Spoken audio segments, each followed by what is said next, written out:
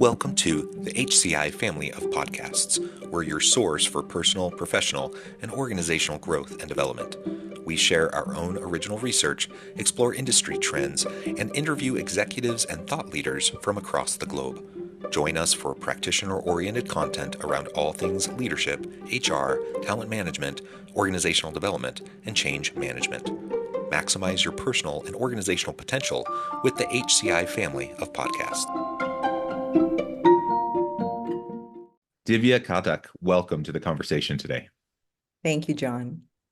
It is a real pleasure to be with you. You're joining us from Budapest. I'm south of Salt Lake City in Utah. And today we're going to be talking about the viability of hybrid work models and leadership approaches to sustain operational efficiency and team morale. You're joining us from Budapest. However, you're usually located in California. So you're joining us after a long journey. So thank you so much for taking the time after that long flight to really sit down and just have this really great conversation with us. As we get started, I wanted to share Divya's bio with everybody. Divya Ghatak is the Chief People Officer at SentinelOne, leading the organization's People Talent Foundation and workplace functions. She has enabled the company's hypergrowth and expansion plans while strengthening an amazing company culture through purposeful hiring that prioritizes talent, experience, diversity, and culture fit for all candidates.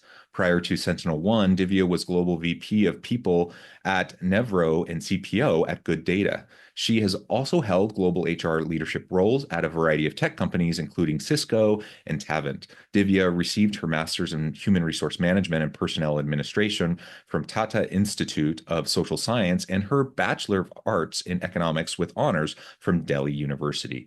I could go on. There's so many really great things about your background, but before I launch us into the conversation, anything else you would like to share by way of your background or personal context, and then we'll get started. No, John, I think you covered it pretty well. Just an absolute honor to be here and talking about, some very exciting key topics. Excellent. Well, why don't we start? I mean, I think it's somewhat fitting as we launch into this conversation that you're joining us from Budapest. I'm here in the Salt Lake City area. You're normally in California. And in fact, we have diverse distributed teams that are from all different parts of the country, all different parts of the world. And we're talking about hybrid work models. We're talking about the opportunity to have distributed teams and what that can mean for operational efficiencies, team morale, et cetera. Tell us a little bit more about the model there at SentinelOne and how you're approaching things as Chief People Officer. Happy to.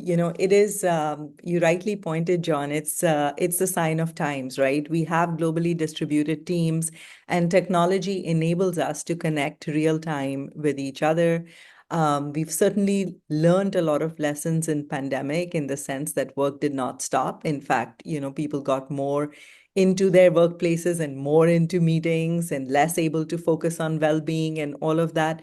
So there are a lot of pros and cons of working, through remote only or in-person only. And I do think a hybrid model is the right one. It allows us to be situational. It allows us to take benefits from both the remote only and in-person only models. And as long as you're clear on what you're trying to solve for from an employee connection, well-being, and impact perspective, I think that's the right conversation to have rather than, which model is suited one way or the other. And there is definitely a lot of goodness in bringing people together in person. We are here in Budapest with a partner conference. We also have a leadership learning program for our high potential leaders from around the world that we are bringing together in person. This is the second year of doing that. And last year, people were just blown away by just the experience of coming together and attending a program like that in person, right? So pros and cons, our approach is definitely hybrid and a lot of lessons along the way. Yeah, absolutely. And, this conversation's happening amidst, increased calls from some CEOs, across sectors, across industries, for return to office mandates, right? So we have more and more organizations that even those organizations where CEOs have said, we're going to be continuing to have remote or hybrid work options indefinitely. So a year or two ago, they would have said, you can work from home as long as you want. And now they've pulled a 180 and they're saying, no, return to office mandates. Everyone has to come back.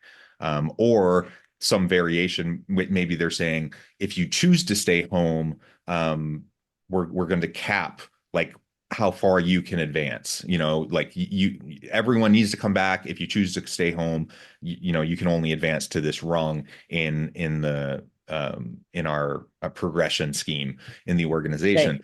Right, And right. so those types of mandates, it's really interesting to me, especially for those leaders who have pulled that 180 amidst all of the evidence that we have that shows that hybrid work models can work really well. All the evidence that shows how they can increase productivity, all the evidence that shows certainly that people want them, from a sentiment standpoint, from Right. a perception standpoint, but also the hard kind of business metrics, the hard outcomes based evidence. Can you speak to that a little bit more? Happy to, John. So I do think that, learning the lessons that we did during the pandemic, where you could make, a hybrid model succeed, is super, super important. And the key word is hybrid. That does not mean that you continue to operate remotely. That means that you do have a balance of in-person and remote, right? So in all the areas, for example, where we have a large office presence, we have employees coming in on an average 2 to 3 times a week to the Hmm. office. There are many locations we operate from where we don't have an office, and the choice is to work remotely. So there are two things we've done in those locations.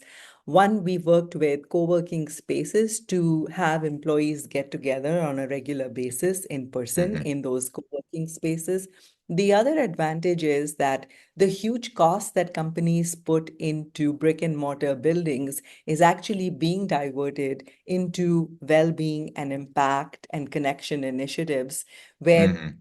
employees can come together for the purpose of connection, right? So it's very, very interesting how some of those budgets are flowing, because there is no doubt that you need to invest in your employee experience. You do need to provide for that connection. You do need to, think about wellness in the way that meets the needs of the modern family or the modern knowledge worker. And I've actually seen those, shifts from investing in a massive way in brick and mortar buildings to really embracing this hybrid model, really embracing the needs of the future for the modern family or the modern knowledge worker. So it's interesting, give and take. Yeah, it is. Well, and you bring up the brick and mortar. Um, I think it's fantastic that many organizations are pivoting, as leases are coming up and they're able to get out of those lease agreements, so they're not locked in anymore to the brick and mortar as much as they were, say, in the past. But it's interesting too, like part of the argument that many organizations are making when they say return to office mandates are necessary is they're saying, hey, we got this big building, we need Right. everyone to come back. And I'm like, that is such a sunk cost fallacy. Like, why? I know, I know. It's not the right reason, right? That's That's definitely not the right exactly right. reason. You should come back to solve, like, what is the problem we are trying to solve here, right? So in my mind, again, I do feel that if you don't meet your co-workers in person on a regular basis, there is definitely that loss of connection and that loss of, how much you could accelerate your conversation if you met the person in person. Now, does that mean that you need to go into an office space? Well, even if you went to an office space, chances are that your teammates are located in different parts of the world, right? Because the way teams are evolving, it's not just an intact team in one location. You do have multi-location, multi-functional teams that are coming together.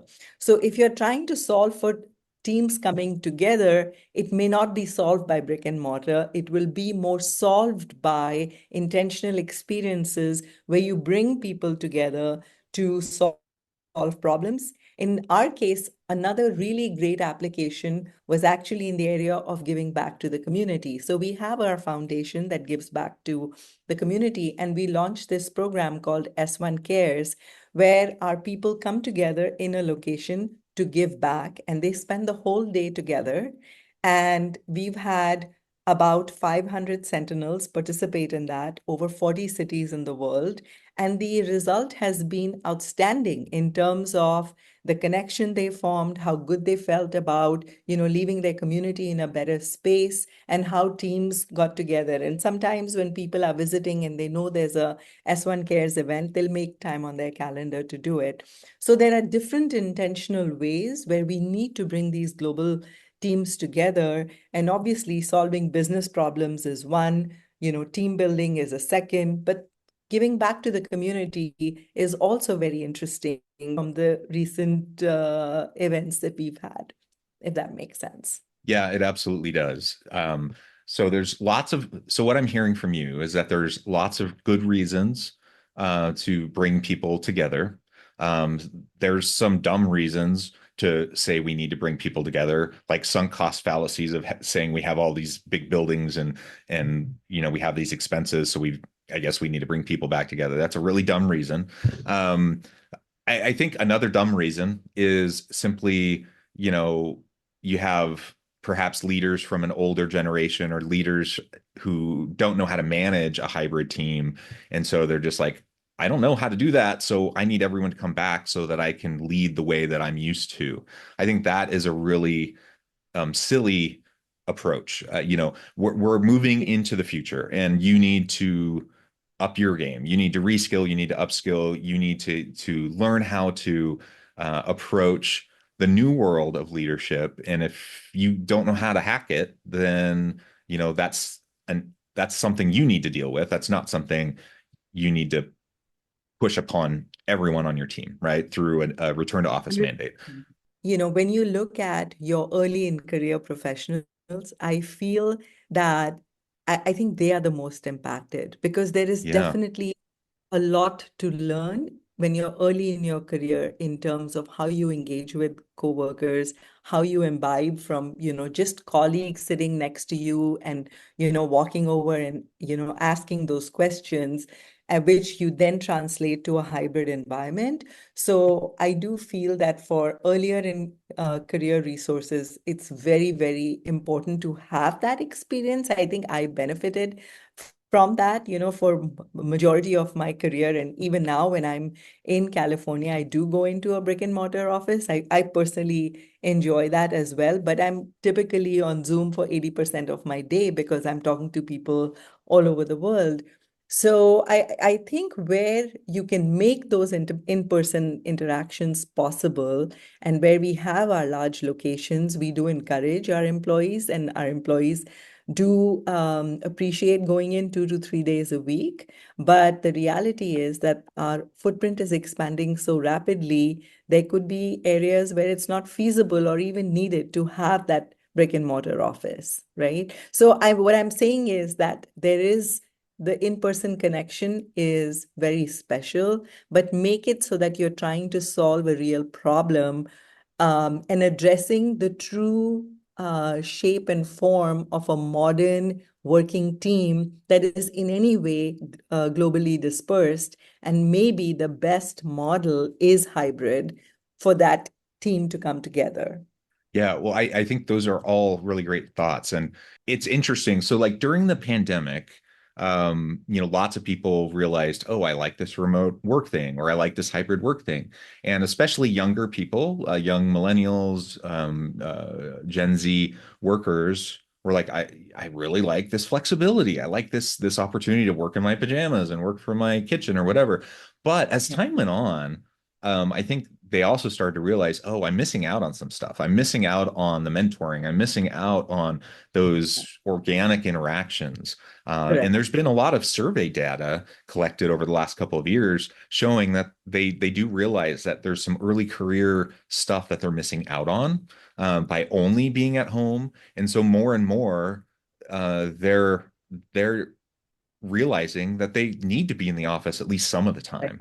Right. And so even younger workers are feeling like 100% remote all the time is probably not the best for them either. So I Absolutely. think Absolutely. everyone is really kind of realizing that some form of hybrid, and that, that's different, I suppose, for everyone, and every organization has to figure out what that means. But like some form of hybrid is probably the better path. I guess the real answer is just flexibility. Like having some built-in flexibility is probably going to be ideal, and it's up to each organization to figure out what that looks like. Right. Something else you said though is really important, and that is you said like even when you're in office, in your example, when you're in office, you're still on Zoom 80% of the time, right? Yes. Yes. I'm in office. I'm a professor. That's my main gig, and I do consulting work and I do other stuff on the side. And so Right. sometimes that's remote, sometimes that's in person, whatever. But as a professor, I could do stuff remote. I teach some online classes and stuff, but I'm really at the university. I'm in person most of the time. So Right. I would say 90% of the time I'm in person in my office, and a lot of other professors are too. But you know how much we interact with each other, even though like I could walk down the hall and I see all the other professors in their offices. Like we really don't actually interact all that much. Like every now and then we have meetings with each other, but True. mostly we're kind of in our Very true. offices doing our own thing. So Yeah. my point is, you can be in the office. You can have return to office mandates. You can have even hybrid days where like 3 or 4 days a week everyone has to be in the office, and you can Right. still have no interaction. You could still have Absolutely. everyone sitting in their office on Teams or on Zoom calls all day long, not Absolutely. interacting with each other. So if you're going to have return to office mandates, or you're going to have like mandated hybrid days where people are in the office, that alone is not going to necessarily do anything to bring about meaningful interaction. You have to be more intentional and more purposeful beyond that, beyond just proximity. You have to make sure that people have other ways that are really facilitating them to be together. Absolutely. Ways that are actually kind of forcing them to like interact with each other through collaborative brainstorming sessions or like work meetings or like other things that actually necessitate them being together like physically in the same space, whether that's community Yeah. outreach stuff like you were talking about, whether that's some sort of collaborative meeting, whether that's whatever it may need to Exactly. look like, but just having Absolutely. people in the space together doesn't necessarily mean they're actually interacting. It doesn't necessarily mean they're actually doing anything together. And that's something I Absolutely. think leaders don't think about when they're saying we need to have return to office mandates. Absolutely. So this is our overall model for, bringing people together, and we call our employees sentinels. So, engaging our sentinels. And at the very bottom, you see our core values that define, everything we do from an employee perspective. And then we have the goals, the intentional goal of fostering connection, encouraging well-being, promoting impact and empowerment. And then underneath each of those, we have six key pillars. So the first one is recognition. So a lot of our in-person experiences are actually awards where people come Mm, together. So for instance, in Budapest, we have our Elevate program, which is our high potential leader learning program where people come together. We have an online peer-to-peer recognition system called Bravo, and then, some other awards and travel experiences as way of recognition. The second one is, just around well-being. So it is really looking at the needs of the modern family. Is looking at the needs, the wellness needs of the modern knowledge worker.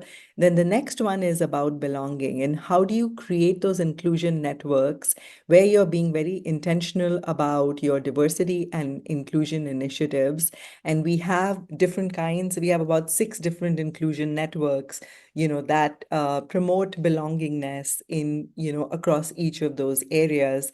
And we have our intranet, which is called S-Connect, which brings people together again on a technical platform.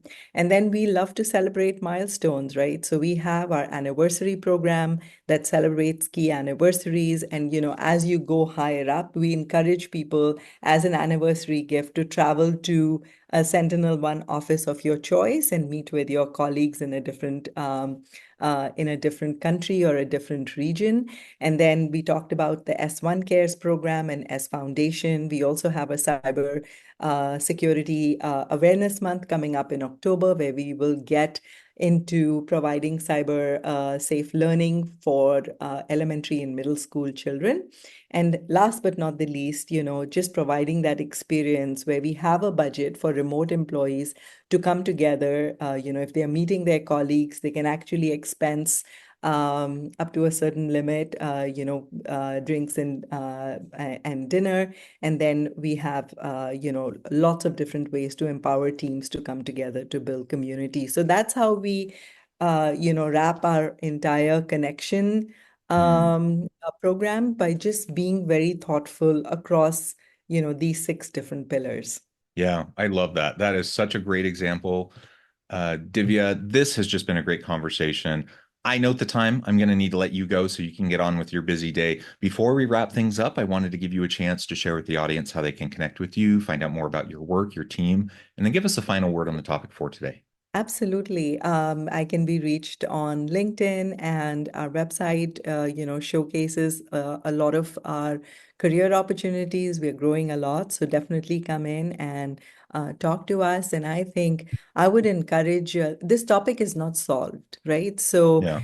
even though we are saying hybrid is important, there are still a lot of questions that are left unanswered, like the early in career people, like, what is the real substitute for looking someone in the eye when you're meeting face to face, right? It's not always a Zoom meeting. So I think there are some questions that have been solved, but I think if we keep our focus towards what is the business problem we are trying to solve for versus, let's just do something for the sake of doing it. I think we should just be open and transparent about the fact that even though we think hybrid is the better way forward, there are a lot of questions that need to be solved. So I'm encouraging all of us to continue to think through this problem as we navigate our path forward, keeping the connection at the center of that problem, if you will. Yeah, excellent. Divya, thank you so much. It's been a real Thank you pleasure. so much for Encouraged. having me. Yeah, I encourage the audience to reach out, to get connected, find out more about what Divya can do for you. And as always, I hope everyone can stay healthy and safe, that you can find meaning and purpose at work each and every day. And I hope you all have a great week.